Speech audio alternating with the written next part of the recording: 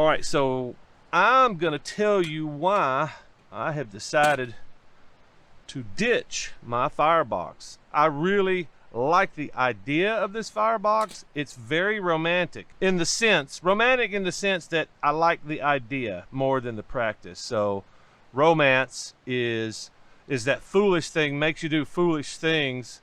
And I feel like that's what I'm doing. I'm pursuing this foolish dream of me living out in the woods on my motorcycle for a week or two. I don't have to go into town and get fuel. I don't have to refill these silly canisters. I don't have to search for these. So romantically, this is a great product. It functions as advertised. If you haven't seen the Firebox Stove video channel, it's amazing. Despite the fact, just cut the firebox. It's typically a 15, 20, 30 minute ad that he doesn't push the product at all. He just goes and does awesome stuff in the woods. Amazing channel, and it's a good product. The problem that I've discovered is, if the romantic part is feeding this thing with sticks, that's your fuel. If you're out there, you don't have to worry about refilling. And this, to give you a basic idea, this is an alcohol stove. You take this off, you fill it with alcohol, and you can do without sticks if you don't have sticks, or if, in my case, the last time I took this out west, there was a fire ban, so I couldn't really use it because it's open flames and it's spitting sparks and stuff all over the place. So I like the option of this, but the problem is I don't want to do either one of these in the morning. Especially, I want to get up and I want to pop this thing on, light this thing, and boil some coffee. In 5 minutes I could do that. You know, it takes me longer to fill this thing up with water than it does to boil coffee. So boom, I'm boiling coffee. I don't have to worry about anything else. So now we're approaching the downside of this stove, which is cooking. Number one, I'm not going to cook my coffee on it because it's a pain in the ass. Getting the fire started is going to take me 10 minutes or more. Getting a good flame to heat my coffee. And it does a great job heating water once the fire's going. And if you're going to cook something, it's no big brainer. But I don't usually cook at breakfast, so it's not a good fit for me.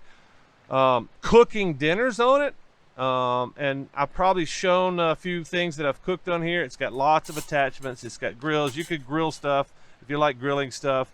Here's the little plate that you could put, and it's a great fit. You just pop this on here, put this down in there, boom, you're cooking coffee. It's great, as long as you're cooking something else.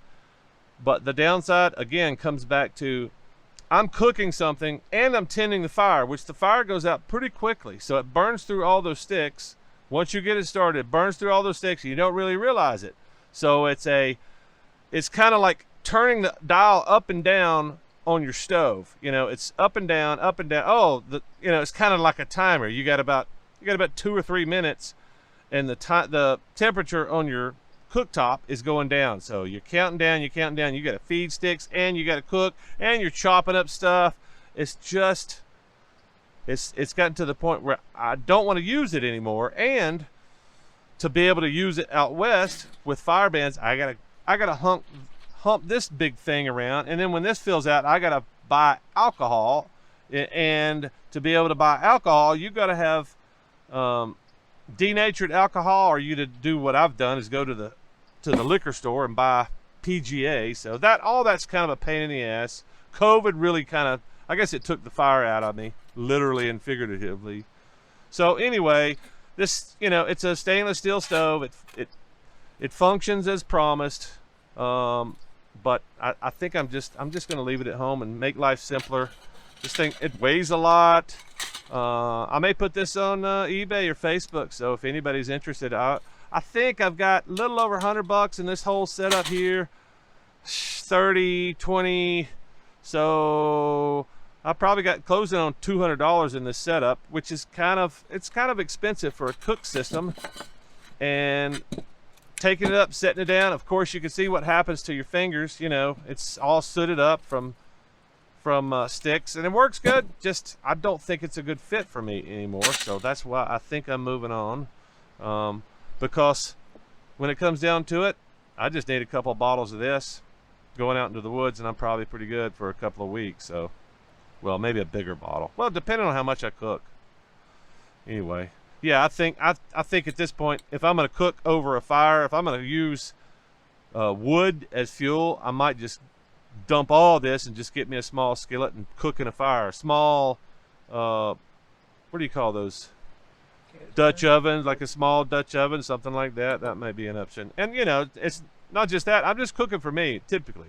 Every once in a while, I'll cook for somebody else. But I could cook. I've cooked for 2 people on this stove many times, so not that big of a deal. And I think these things are down cheap, like $30 or something. So these bastards are expensive. I wish I could refill these somewhere and just go into a service station somewhere, put gas in my tank on the bike and go plug these things in somewhere, screw them on and refill them. $5 seems reasonable, but anyway, yeah, I'm just packing this thing up, I think probably for the last time, unless somebody's going to tell me, oh Don, you're doing it all wrong, which I don't think I am. I don't think I'm doing it wrong. I think it's just I've just gotten pissed off at it. Y'all got any questions? No, I don't think so. No. I've unsold you on the Firebox stove. You know, I hate that because I really like that guy. All right, so what I've prepared this evening is roasted garlic pepper broccoli, a little bit of salt, and rotisserie chicken. Garlic here, ready. Took about 10 minutes, and then the rotisserie chicken looks like it just came off of the spit. Isn't that delicious? Let me tell you, it is delicious.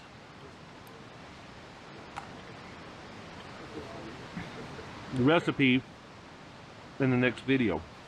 You learned what? Where my skill level was in curves. Because 103 mile an hour in curves, that was maximum my skill riding ability. I thought I was going to scratch my helmet.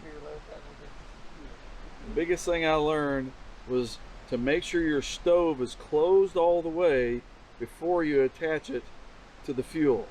Or you don't get sprayed in the eye? Well, you don't get sprayed in the eye, and you don't freeze your fingers off. And you don't walk into sticks and get your face. Well, yeah.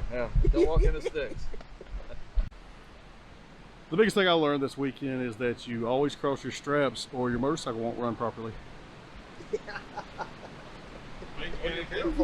best thing I learned this weekend was how to get a silver wing off a 30-foot incline.